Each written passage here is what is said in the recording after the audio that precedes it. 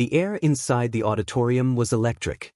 It was the final night of the Global Peace and Justice Forum in New York City, and the world had gathered to witness not only powerful speeches, but also what many considered a long-overdue reckoning, a reawakening of truth, dignity, and unapologetic humanity.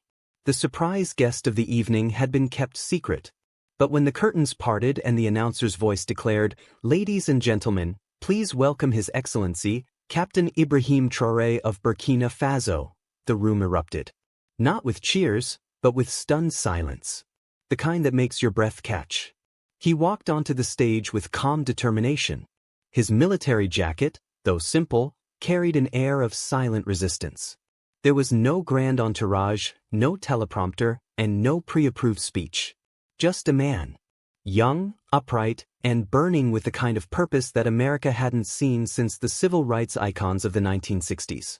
And among the audience, seated in the front row with his arms crossed and his heart wide open, was Denzel Washington. Traoré didn't speak immediately. He looked around the room. World leaders, Hollywood icons, tech billionaires, Wall Street moguls, and, most importantly, regular Americans, flown in through scholarships and open invitations. Black, white, native, Latino, veterans, single mothers, students, the working poor, all seated under one roof. All waiting to hear why a 36-year-old African military captain had moved the world without a single airstrike, without a single dollar spent on propaganda. Then he began. "I come to you not as a president, not as a soldier, not as an African. I come to you as a son of humanity." A shiver went through the room. "Where I come from, children drink from rivers filled with mercury, so that adults in other continents can have glowing screens in their pockets." His voice cracked, not with weakness, but with unbearable restraint. "Where I come from, we are told to wait. Wait for aid. Wait for democracy. Wait for justice. I have learned, justice is not something you wait for. Justice is something you become." Murmurs rippled through the audience. Some wiped their eyes. Others looked down, ashamed.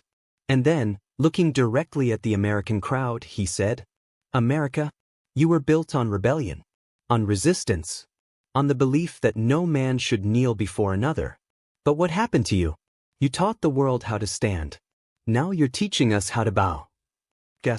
Audible gasps. And he wasn't finished. "But I still believe in the soul of America. Not the empire. The soul. The one that marched with Martin. That stood with Mandela. That sang with Nina Simone when the world was burning. That is the America I came to speak to." There was no applause yet. Only silence. Reverent, holy silence. And then, from the front row, Denzel Washington stood up, tears streaming down his face. He walked up the stage, slowly, deliberately. No security interference. No script. Just two men. One American legend. One African revolutionary. They looked at each other. Two sons of different continents. But the same storm.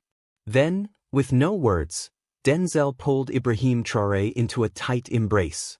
The cameras captured it. The world watched it. And for one impossible moment, it felt like time stopped. A standing ovation exploded in the room, not out of celebration, but out of awakening.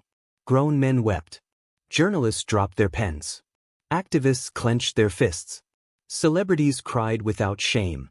What happened after was even more powerful. Denzel took the microphone. Voice trembling, he said, "I have played heroes my whole life. But this man, this is what a real hero looks like. We are living in a time where courage is punished. But you, Traoré, you reminded us what truth sounds like. You reminded America who she used to be, and who she still can be." That moment wasn't just captured. It was carved into the hearts of every American watching. Social media exploded. The hashtag #TraoréandDenzel trended for days. Schools began playing the speech during morning announcements. Churches re-aired it during sermons. Even late-night shows, usually saturated with sarcasm, bowed in respect. One tweet went viral. "I didn't know who Ibrahim Traoré was. Now I want to raise my son to be like him." That night, a seismic shift occurred. Not just between America and Africa, but between cynicism and hope, between numbness and soul. Because in that brief, soul-stirring moment on live TV, when Denzel Washington embraced Ibrahim Traoré, it wasn't just two men hugging. It was two worlds finally saying, "We see you. We hear you. We remember who we are." And the world has not been the same since. The world had just witnessed a moment that would be etched into human memory. But what happened after the embrace, away from the spotlights and roaring applause, was something no camera fully captured, something that would haunt and heal millions around the world. As Denzel slowly released his embrace from Ibrahim Traoré, his hand lingered gently on the young leader's shoulder. He leaned in, and Traoré, eyes glassy, voice trembling, whispered something into Denzel's ear that only he heard. Denzel froze. His jaw clenched. His eyes welled up again, and for a moment his knees buckled. He looked like a man who had just heard something that rewired the entire architecture of his soul. A few hours later, backstage, away from flashing lights and PR handlers, Denzel sat quietly with Ibrahim in a dimly lit hallway. A security guard passed them by but didn't dare interrupt. It was then that Denzel finally asked, "Traoré, what did you mean when you said, 'I come to you as a son'?" Traoré looked down, pausing. Then, slowly, painfully he spoke.